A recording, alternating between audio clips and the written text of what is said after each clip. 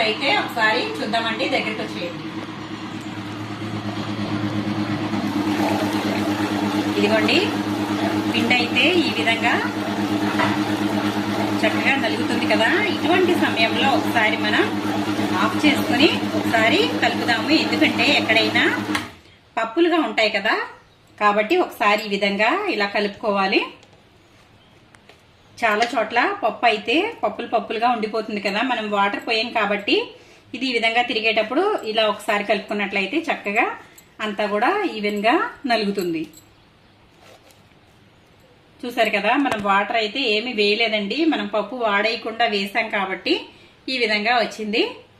ఇప్పుడు ఇంకొంచెం నలిగిన తర్వాత చూద్దాము, వాటర్ అవసరం అయితే వేసుకుందాం, లేదంటే లేదు.